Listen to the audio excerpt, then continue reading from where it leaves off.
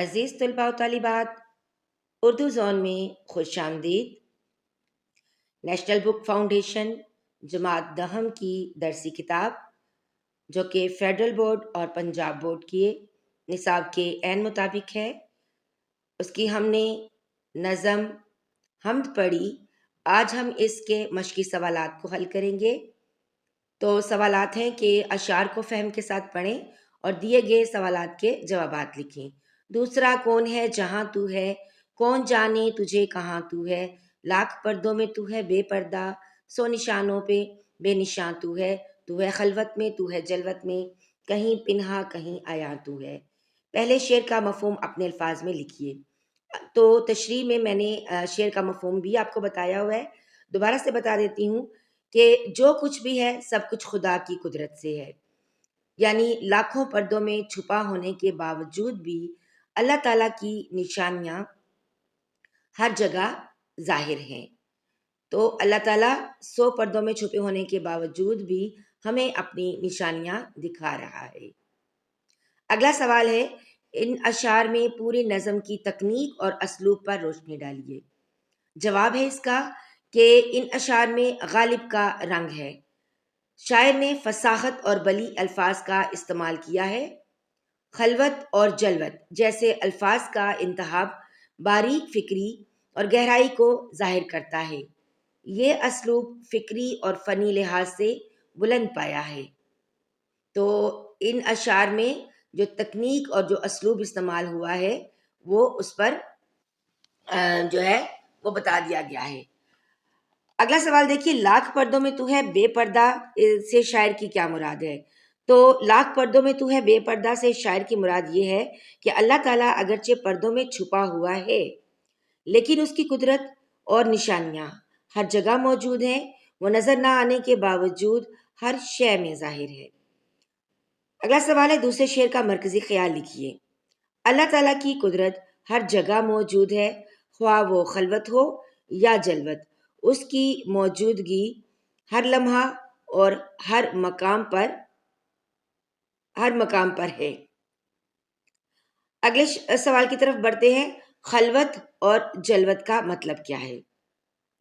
خلوت کہتے ہیں تنہائی کو، اکیلا پن یا گوشہ نشینی، اور جلوت کہتے ہیں محفل، مجلس، لوگوں کا اجتماع یا ظاہری شان و شوکت۔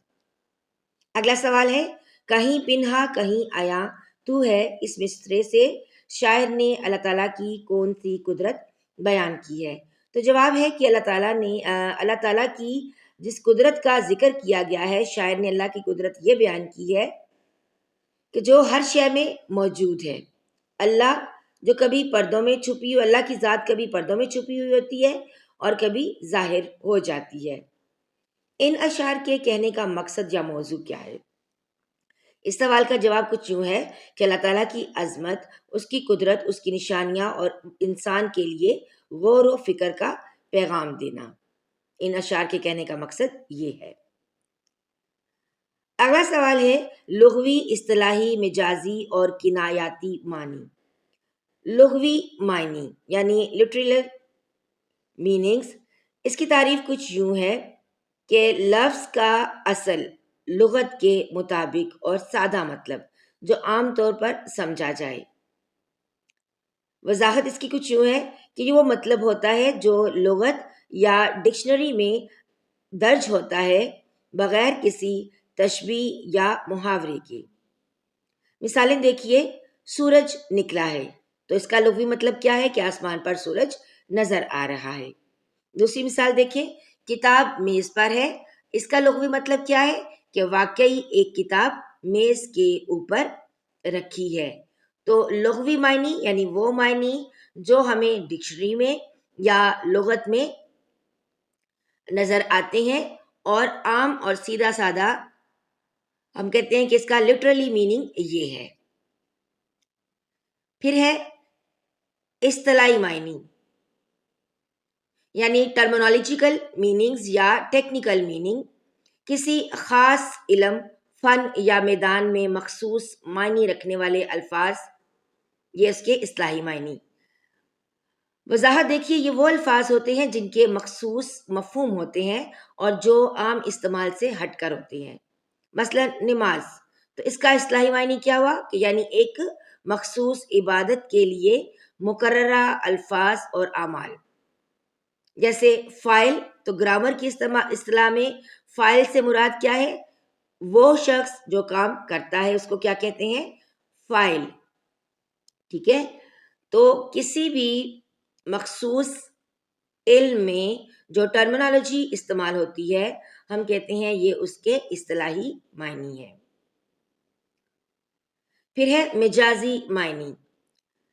لفظ کا وہ مطلب جو اصل یعنی لغوی معنی سے ہٹ کر کسی اور مطلب کو ظاہر کرے.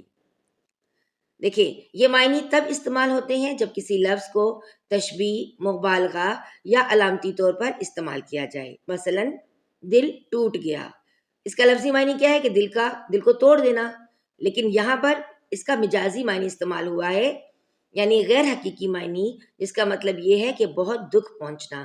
اسی طرح آسمان سر پر اٹھا لیا، اس کا مجازی مطلب کیا ہوگا، یعنی غیر حقیقی مطلب کیا ہوگا؟ بہت شور مچانا.